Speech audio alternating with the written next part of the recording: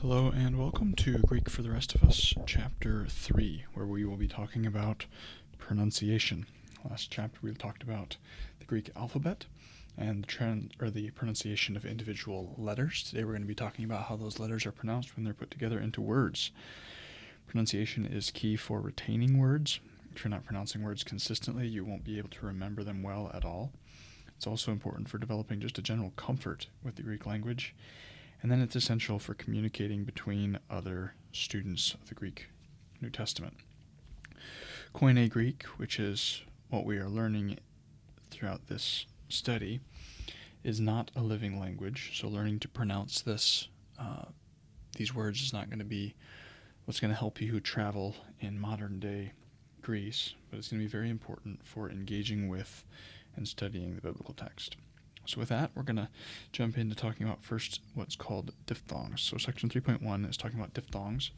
We touched on this briefly last week.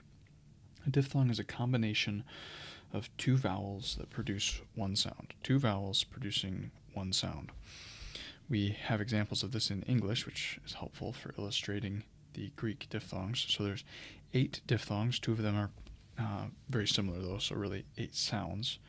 There's alpha and iota, I, as in isle. There's epsilon and iota, the A sound as in 8. There's omicron and iota as in oil, oil. There's alpha and upsilon as in the ow sound of sauerkraut. There's omicron and upsilon as in soup. There's upsilon and iota as in sweet. There's epsilon and upsilon and eta and upsilon as in feud. So an example of Greek words where these show up would be airo, oikia, oi, autos. Note this is autos, not the way that we would say auto. So it's not that long sound. It's an ow sound, as in, again, sauerkraut. And then the omicron upsilon as in ude, and then the upsilon iota as in huios,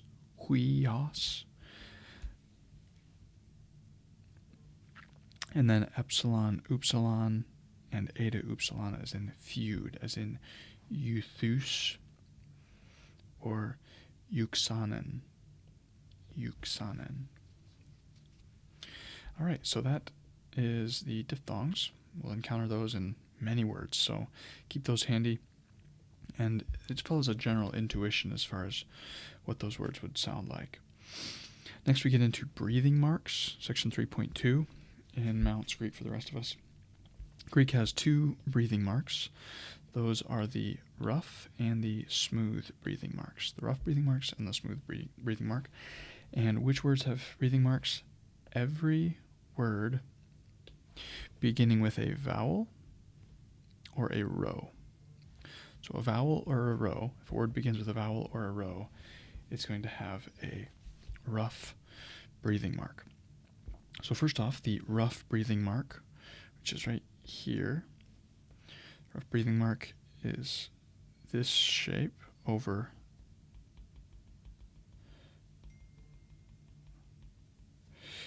the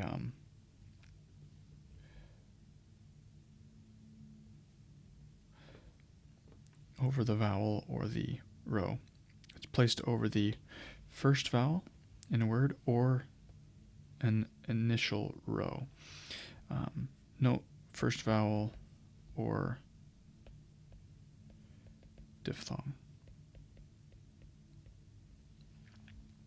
And the rough breathing mark produces an H sound. So this is not hooper. It's not ooper. It's hooper. Hooper. And then this is not just rabbi. It's rabbi. Rabbi. In the case of transliterating it, you put the H right after the consonant. So that's the rough breathing marks. The smooth breathing marks, you have your vowel or your consonant there, and then the smooth breathing mark is going to be angled this way. So the smooth breathing mark is the kind of ending comma placed over the first vowel in a word, and it is not pronounced or transliterated. So in this case, you have apostolos. Because of this, it's not hapostolos, it's apostolos. And autos. And note that the breathing mark, when it's a diphthong, as in alpha, upsilon, it goes on the second letter. So when we have capital letters, as in these two examples, the breathing mark is placed before, whether or not it's a rough or smooth breathing mark. So it's Israel with the breathing mark at the beginning, and this would be hieru so luma. We'll get into syllabification and how that's broken up in a minute, but that hier, with that rough breathing sound here. So for diphthongs, the breathing mark, as we already mentioned, was illustrated up here. The breathing mark goes on the second vowel, as in aiteo. John 1:1, here just a portion of it with the breathing marks included. En arche, ein ha lagos. You can go through and label each of these. We have smooth, smooth, smooth, rough, and then no breathing mark here because there's the first letter is not a row or vowel. So it doesn't need a breathing mark. So again, just pronunciation there, that would be en, not hen, arche, ein, ha, lagos. All right, now moving on to syllabification. Syllabification is how words are divided into syllables.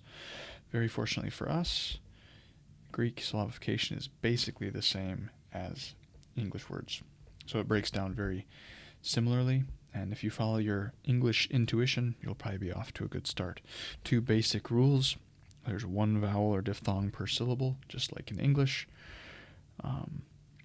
And then a single consonant goes with the following vowels.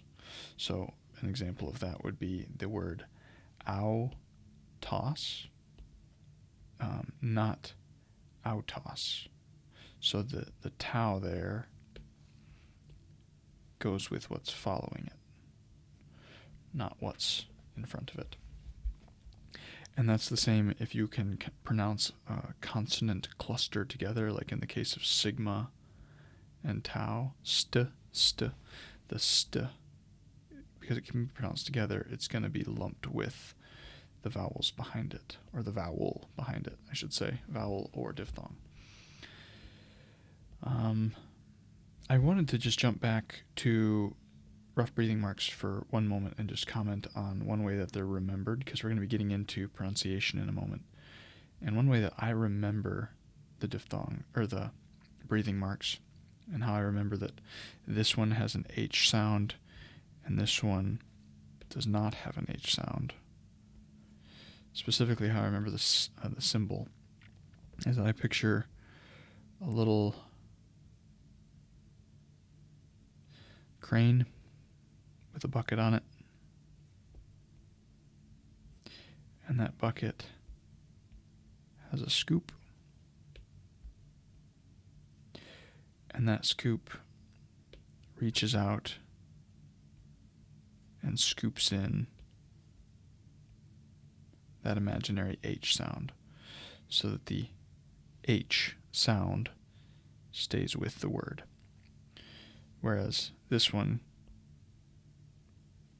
keeps it away, pushes it away. Maybe that's a way you can remember it too. All right, accents. Almost every Greek word has an accent. It's placed over a vowel and shows which syllable receives the emphasis. Used to have a tonal element to it. Now it just has the emphasis. You put the stress on that word.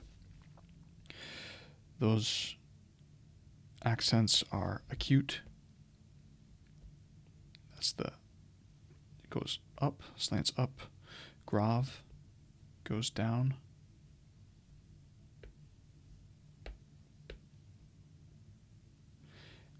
And then circumflex.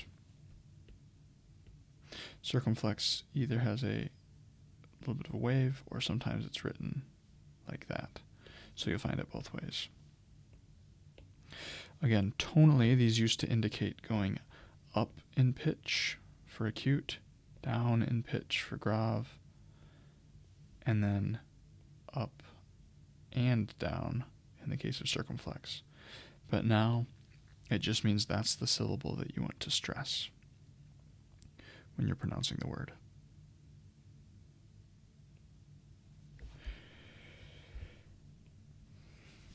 So these were once tonal, now simply stress the accented syllable. So let's look at an example of these concepts put together with John 3:16. First we'll go through and mark all of the breathing marks. So we'll go through and mark the rough breathing marks in green. So we have a rough breathing mark here. We have a smooth breathing mark here. A rough breathing mark. Another rough breathing mark. Rough breathing mark. Smooth. Rough. Rough. Smooth here. Smooth. Smooth. Smooth. Note that this is not a breathing mark. This is actually called elision, which we'll talk about in a moment. That does not get pronounced. There's a rough breathing mark, or a smooth breathing mark here, and then a smooth breathing mark here. Then we'll just go through and quickly note the accents so we know which place to stress.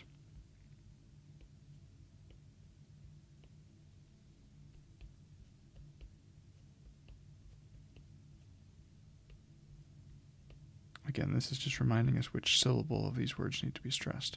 Sometimes they're one-syllable words, in which case, like in the case of this word, pas, the fact that there's an accent over that middle one now just means stress that syllable, which is simple in that case.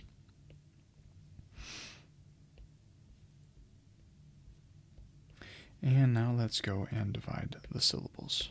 So if we go through and look at the syllables, here we have tos, gar, ga, pe, sin, ha, theos. Note that epsilon and upsilon are not a diphthong. Ton. Here's a case where the sigma and the mu do not get pronounced together, so it's cos, mon. Oste. Here's a consonant cluster that can be pronounced together. Ton. Huion. Ton.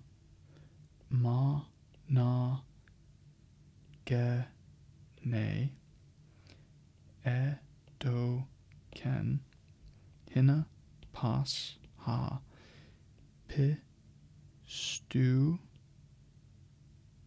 on, pistuon, ace, au, ton, me, a, pa, le, tai, al, exe, zo, ain, I, o, ni, on, ionion.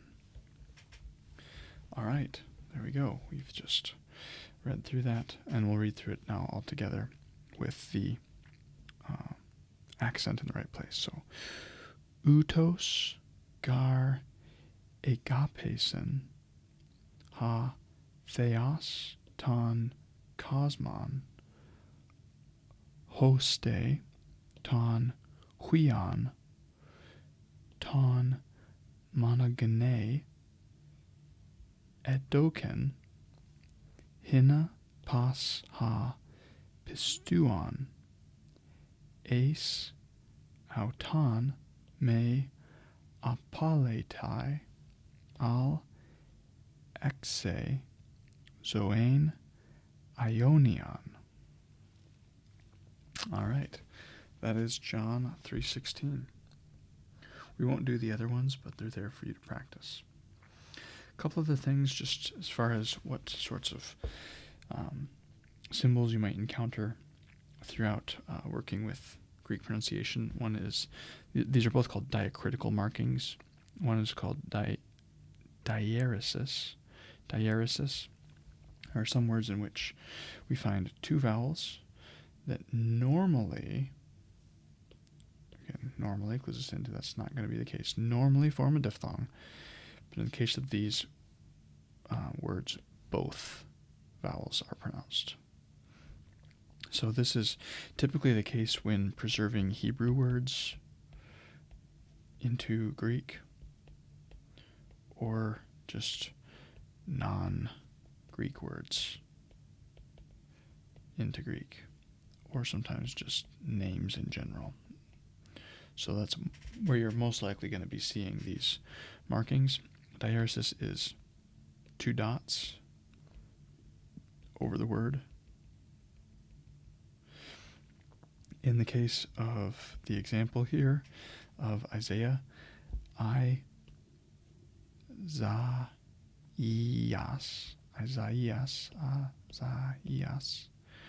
the typically alpha and iota would form a diphthong, but the diaeresis is cluing us into the fact that we actually need to divide that, put a syllable there.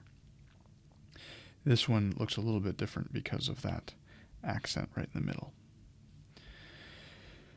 Another concept you need to be aware of is elision. We already saw that in John 3:16, but sometimes the final vowel of a word drops off and the word is marked for elision with an apostrophe. De sometimes becomes de. Allah becomes al, and there's that little apostrophe marker. English does the same thing with was not becomes wasn't, or did not becomes didn't. And again, we see an example of that in John 3:16 here, where we have al right here. So there's the example of elision. All right, lastly, punctuation. Very important to understand just a couple things. The punctuation here, a comma is in Greek is going to look just like the comma in English. Period is going to look just like a period. Semicolon is going to be different than what you normally encounter. It's going to be a dot right at the end. So that kind of clues you in to think, okay, that's the equivalent of the English semicolon. But you can see the confusion because that looks like the question mark, but it's not. So you need to be clued into the fact that this is actually a question mark, not a semicolon. So that is the equivalent of the English question mark. But again, don't get confused. They're not the same. So where you encounter in any Greek writing what looks like an English semicolon, remember that that is a question mark. And where you encounter a dot above the line, that is a semicolon. All right, briefly, just looking at vocabulary. Logos is word, or word, statement, or message. Basileia is kingdom. Angelos, again, that has that gamma nasal where you see gamma, that's pronounced with the N sound and a G. Angelos. Kurios, Lord, Master, Sir. Iesus, Jesus or Joshua, Christos, Christos, Christ or Messiah, Theos, God, Huios, Huios. Note that rough breathing mark there. So it has that H sound, Huios, Huios. And then Soter. Soter is Savior, and then Ha is the. Also worth noting that there's feminine forms of this in which you'll find He and Ta. You'll find all of those. We'll talk more about the different inflections of these articles, but it's important to know that they have the rough breathing mark there, He, and you'll see it in other forms. Amazingly, just with these 10 vocabulary words, you actually know about 20% of word occurrences.